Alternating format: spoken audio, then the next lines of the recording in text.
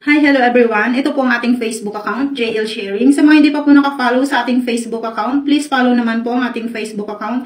At syempre, meron din po tayong YouTube channel, H3 channel. Sa mga napapadaan po sa ating YouTube, pabisita po sa ating bahay. Thank you all. Ang topic natin for today ay kung paano mag-edit ng mga videos sa ating Facebook account. Sa mga hindi pa po nakakaalam, panoorin nyo lang po ang video ito. So, ganito lang po ako mag-edit ng aking mga videos.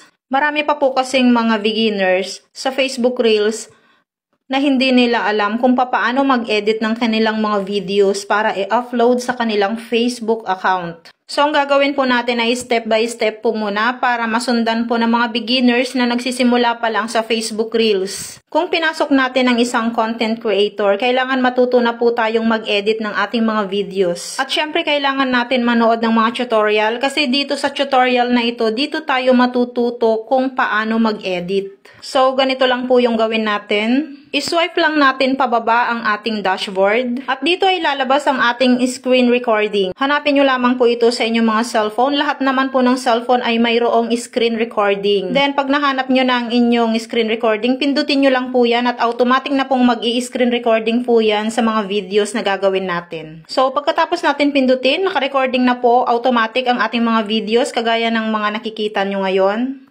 Then, scroll lang po tayo sa ating dashboard para makabuo po tayo ng ating recording. Then, pag okay na, out na tayo dito at go na tayo sa ating CapCut. Kasi yun ang mas mabilis pang edit ng mga videos natin. So, nandito na tayo sa ating CapCut.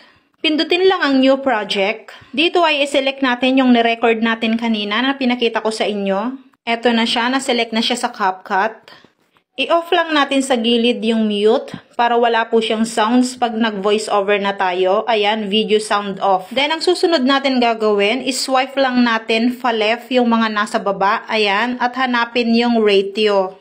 At piliin lang natin ang 9:16 kasi ito po yung ratio na hinahanap ng video sa Reels. Then, check sa gilid. At dito naman ay i-touch lang ng daliri natin ito. At palakihin lang natin sa taas yung video. So, ayan, nag-fix na yung ni-record natin sa 9:16. At kung gusto nyo naman lagyan ng background ang videos nyo, ganito lang po yung gawin nyo. Sa baba ay hanapin lang natin yung canvas at pindutin ito. Then, pindutin ang background. At dito sa background ay marami kang pagpipilian na iba't ibang kulay. Depende na lang sa gusto ninyo. Example sa akin, gusto ko tong green. Then, pag select nyo ng green, makikita nyo may background na yung videos nyo. Then, after malagyan ng background, i-drag lang natin siya sa umpisa. Iusog lang natin yan. Pindutin lang ang audio sa baba para sa voice over. At dito naman ay pindutin ang record. Then, ang lalabas ganito. I-press nyo lang ng madiin yung kulay green na yan para makagawa ng voice over. At habang dinidiinan nyo yan, nagsasalita kayo at makabuo kayo ng voice over. At syempre, ang voice over nyo dyan ay about sa topic or sa vlog nyo. So, ayan na siya. Nakagawa na tayo ng voice over. At sa dulo ng voice over nyo, itapat nyo lang yung guhit. Then, magsimula na naman kayong mag-voice over. Ganyan lang o, diinan nyo lang ulit. Para madugtungan yung ginawa nyong unang voice over kanina. Ayan, ganyan lang kadali mag-voice over. Dugtungan nyo lang ng dugtungan yung inyong voice over hanggang matapos kayo sa minutes na kailangan nyo sa pag-upload ng videos. Kung tatanungin nyo kung paano kung nagkamali naman ang voice over na nilagay ninyo, ganito lang po yung gawin nyo. Itap lang ng kamay nyo ito kung nagkamali sa voice over. Ayan. Then, pag natap na ng kamay nyo, pindutin lang yung delete sa baba. Ayan, mabubura na siya ng kusa. So, ayan, dugtungan nyo lang ulit yung voice over nyo na nagkamali kayo kanina. Ganyan lang, dugtong lang ng dugtong hanggang matapos. Pwede nyo namang balikan yung mga voice over nyo para malaman nyo kung okay na ba or pwede na yung mga tinapik nyong mga salita sa voice over. At ang tamang pag-upload ng minutes sa Reels ay 1 minute and 30 seconds. Kasi pag ako po yung nag-upload ng video sa Reels, sinasagad ko talaga yung 1 minute and 30 seconds. At kung para makita nyo ang 1 minute and 30 seconds, makikita nyo naman sa bandang taas. Then, pag okay na at napuno nyo na ang inyong voiceover sa videos nyo, balikan na natin yung pinakauna. At dito naman ay isunod natin, mag-add tayo ng text. Or lagyan natin ng title ang ating mga videos. Pindutin lang yung A+ or add text. Ayan. Pindutin ang font para makapili kayo ng iba't ibang klase ng text. or iba't ibang hugis ng mga letters. Pag nakapili na kayo ng font, pindutin nyo lamang yan.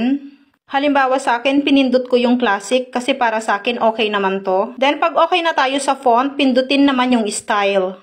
Dito ay makakapili naman kayo ng iba't ibang kulay na gusto nyong ilagay sa inyong title.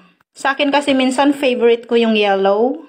Depende sa inyo kung ano yung gusto nyong colors. At dito naman sa enter description, umpisa na kayong mag-text ng inyong mga title. At yung paglagay naman ng title, depende po yun sa inyo. Kung ano yung topic nyo sa vlog nyo, yun po yung ilagay nyo sa title nyo. Halimbawa sa akin, naglagay na ako at nag-add na ako ng title sa aking videos.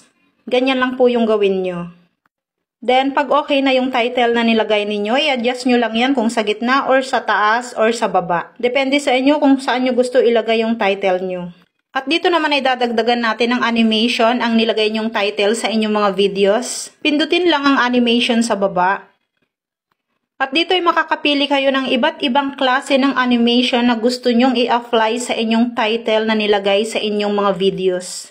Halimbawa sa akin, ito yung pinili ko, showing, para mag-slide yung title na nilagay ko. At dito naman sa baba, kontrolin niya kung gaano kabilis or gaano kahina yung paglagay ng inyong title. Ako kasi nilalagay ko lang siya sa gitna, sineset ko lang siya sa gitna, ayan. At pwede nyo rin naman subukan i-play, ayan. Makikita nyo naman siya na pumapasok ang inyong title. Then, pag okay na at kontento na kayo sa videos na ginawa nyo, na inedit nyo dito sa CapCut, or chinek nyo na rin at kontento na rin kayo sa ginawa nyong voiceover, pwede nyo na siyang i-download. Pindutin lang ang arrow sa taas, direct na yon mapupunta sa inyong mga gallery. Then after mapunta sa gallery, pwede nyo na siyang i-upload sa inyong mga Facebook account.